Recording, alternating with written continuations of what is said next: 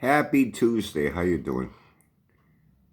I can't take too long. I got to get to the VTH show. I have to leave for about a half hour.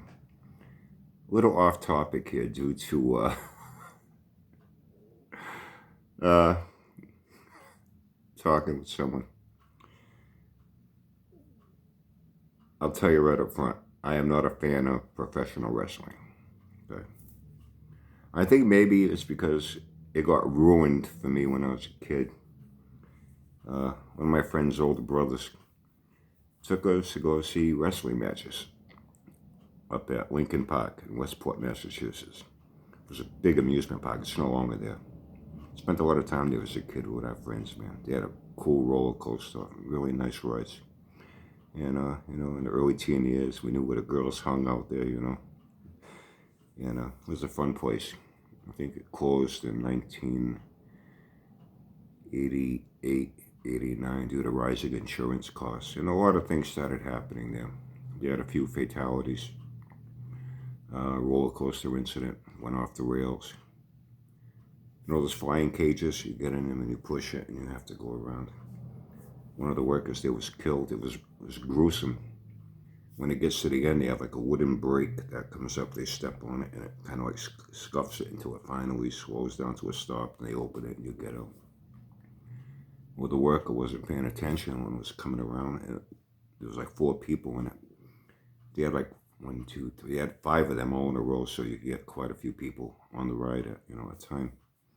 And they gave you like 3, 4 minutes on it, And a lot of times people could barely get it up to the top. They couldn't even make it around once. We'd have little bets with our friends. We would see who could make it around at least once, I think we did it once. That was about it. It's not as easy as it looks.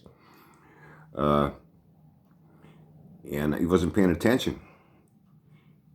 And he was talking to some girls behind him, and kind of wasn't paying attention. He took a couple of steps back, and when it came around, it caught him right in the head and dragged him under it. And it came to a screeching halt when his body got all... It was a mess. One of the cars, paratroopers, those things that go around and then it goes up on an angle, it spins around with 2 people in the seat. One of the cars, the pinion on the coupling where it connects to the ride of the car, it snapped and the fucking thing flew off with 2 people on it.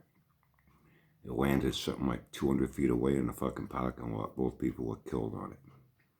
The ride got shut down. And then violence came along. We've always had an ongoing problem here with rivalries, high school. I know when I played hockey, me and my friends played hockey for New Bedford High.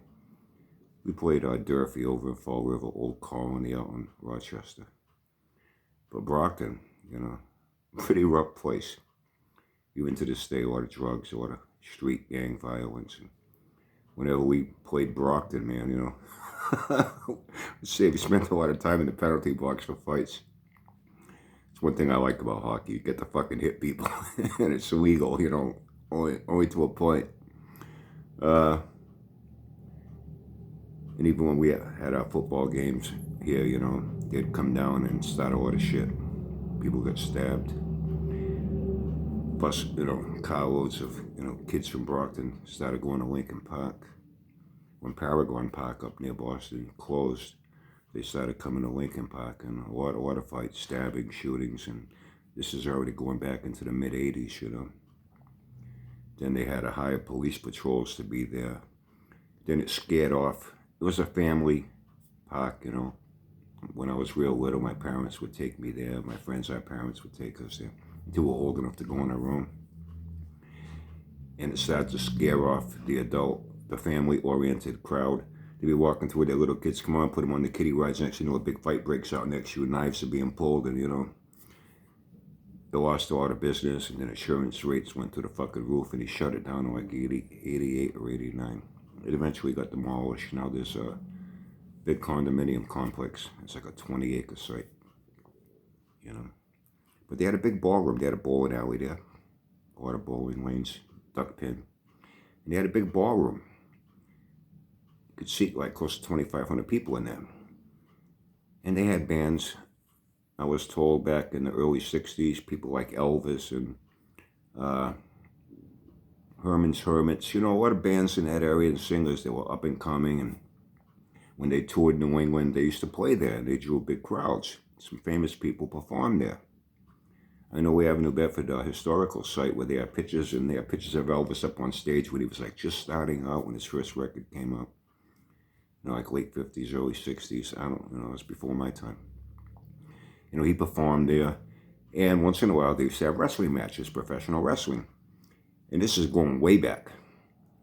Guys like Bruno Sammartino. So I know a lot of names of wrestlers. I just never really followed it because of what happened that one time. Chief Jay Strongbow, Killer Kowalski, all these guys. They used to go there. It was like every 6 months or so, they'd have an event. And my friend's older brother took us. And he used to like to drink. He used to carry a fucking flask with some, like Jack Daniels or something in it. And takes his brother and me to the wrestling matches. And we're sitting right on the aisle, like where they go in and out of the dressing room. And we're watching the matches. I forget who the wrestlers were. It was kind of cool, Then something happened. Ricky Taylor. His brother John, man, my friend John, his older brother Ricky's the one that took us. But let's just say that, a little ways into it, he was taking quite a few nips on that fucking flask. When the wrestlers go in and out, they're trying to antagonize the crowd. And people are standing up, yelling at him and shit. They're trying to get fans to hate them or to like them or whatever. It's all part of the script, it's all part of the act. And one of the wrestlers is walking out. Now, Ricky was about 6'2", maybe like 210, 220. He was a mechanic, He worked at a garage. He had a nice car, too. It was like a 64, 65 Buick Skylark GS, something like that. It was pretty nice. He had mag wheels on it, Mickey Thompson mag wheels on it and shit. Cool, cool car. It sounded nice. And most of the fun was, going for a ride in this thing up there, and going home in it. Anyway, after a match ends, one of the wrestlers is coming up the aisle. He starts, fucking Ricky gets up, he's fucking yelling at him and shit. Well, this wrestler come like, and there was no guardrails, there was seats in the aisle. You could pretty much walk right, walk right up to them. He starts, doing his act. Ricky stands up, bang, one shot, fucking laid him out cold in the fucking aisle. Security came and grabbed him. We got thrown out. On the ride home, I remember thinking, how come that guy was in the ring with this other guy, a lot bigger than Ricky, for like 20 minutes, and they're punching each other, and he didn't get knocked out. Ricky hits him with one fucking shot and lays him out. Are those guys really hitting each other hard in there? Or is it fake? And I remembered that. Through the years, I was never a fan of it. Once in a while, if it was on, it used to come on like on Saturdays. I remember the early World Wrestling Federation days. Like when Hulk Hogan came around, Andre the Giant. Guys like Adrian Adonis. I remember the names and I've seen them, but I never really followed it. I didn't go out of my way to watch it. I never give a flying fuck about WrestleMania and all that, you know what I mean? So I knew early on that something wasn't kosher. It wasn't real. I have an understanding of it today.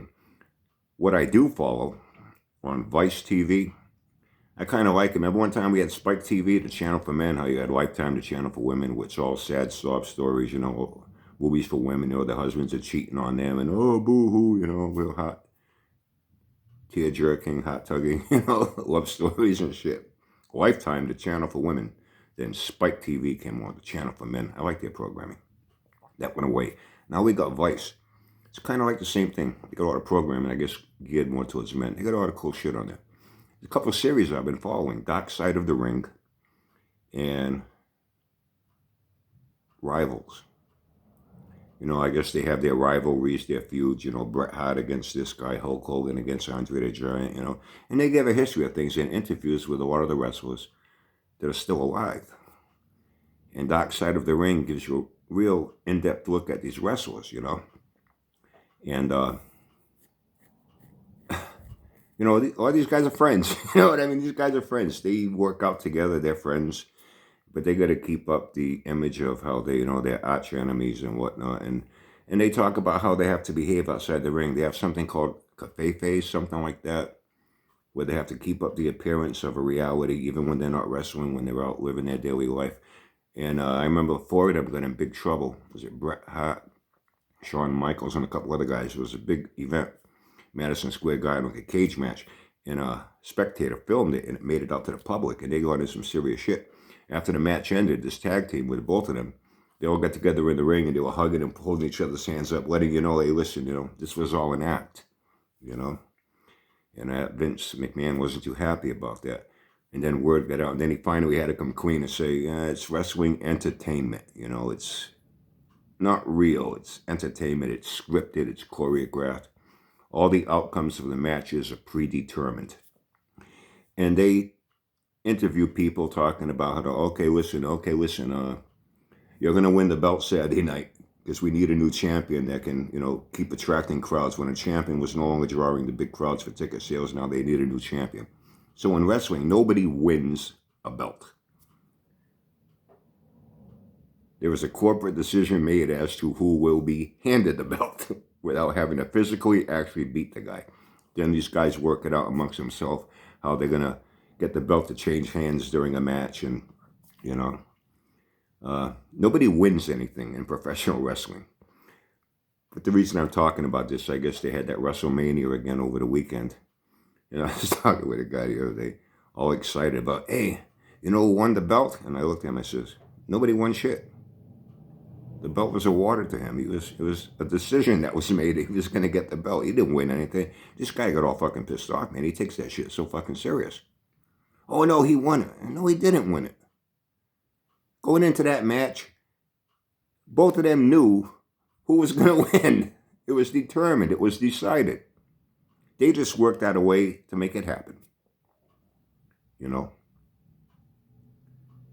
But I will say this. In watching Dark Side of the Ring with these guys, none of them come away clean. Very few come away clean. Many of them become raging drug addicts, alcoholics. Many have committed suicide. Vast majority come out with physical injuries that leave them impaired for the rest of their life. Bret Hart can hardly fucking walk. Draws, it was part of some tag teams. He became a paraplegic. They go through many serious, life-threatening injuries that cuts their career short. Bret Hart, that's what happened with him. I do like watching that series, Dark Side of the Ring, and Rivals, The Rock against someone else. And they're talking with them, and they're saying how they came to decide on, it's real, but it's not real. The outcomes are not real. They're all predetermined. But these guys live a hard life. Their bodies, in my opinion, I think they are the most talented athletes in any sport or entertainment venue. The abuse they take, no average person will be able to take. And even though punches are being pulled to some degree, they have to try to make it look real without really trying to hurt someone. Even though they have to make contact, these guys can take it. But even their pulled punches and pulled kicks, and no average person will be able to endure that for 15 to 20 minutes in a fucking ring or in a bar or any place else, I give them credit. They are some of the toughest motherfuckers on this planet. They pay a severe price for it. No one comes away unscathed. Very, very, very few, And you see the rise of their career, the fall of their career, how once they were headliners at Madison Square Garden, Boston Garden, stadiums, arenas. Then they get to the tail end of their career and they're old, but they need the money. A lot of them, they pissed away all their money. Broken marriages, children want nothing to do with them. Their wife on the road, cheating on their spouses. And you see them, performing in some unknown East Bumfuck, Kentucky city somewhere in a school gymnasium to like 50 people, and they're coming in trying to relive their glory days. And you know, in front of fewer people than you're going to find at a checkout in a fucking Walmart line. You know what I mean?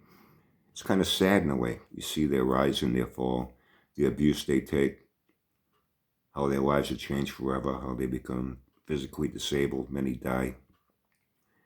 They can't handle things. Their drug addiction, alcoholism catches up to them. They're putting bullets in their head. They're hanging themselves. Their steroid abuse fucks them up big time. Look what happened to Chris Benoit. Kills his wife and his kid and kills himself because he was all fucked up in the head. You know, the steroid abuse, steroids do a lot to people. You know, steroids alone does a lot of damage physically and mentally. A lot of people don't realize that. I like that series. I'm not a wrestling fan. I don't care to watch wrestling matches, but I like this series. I like the backstories. And a lot of these guys, man, you find out these guys are pretty cool. And a lot of them have other talents. Bret Hart, fantastic artist. He's showing all his drawings. He does, you know, before matches, between matches. He'd be in the locker room with the other wrestlers. They're playing cards and shit. And you take out a sketch pad. The guy was a fantastic artist. Somebody else, too, could draw really good. Who the fuck was it? I mean, these guys could be commercial artists, right? Comic books. He's very talented, you know? And they chose a life of wrestling. And with a lot of them, it's a family lineage with the Hart family, and a lot of them, those ones from Texas, they're the Von Erichs. Look what happened to the Von Erichs. They all fucking died. You know, wrestling killed them. You know, there's not a lot of happy endings in wrestling with these guys. More tragic endings than any happy endings. Very few of them come through it unscathed, as it's called. Anyway, why am I talking about this? I could have talked about a few other things some people wouldn't like, you know, but because of this WrestleMania thing that happened over the weekend, my experience as a kid, that kind of made me wonder, wait a minute, this can't be real. You know, if Ricky can do that, that other guy couldn't do it. You know what I mean? What's up with this, you know?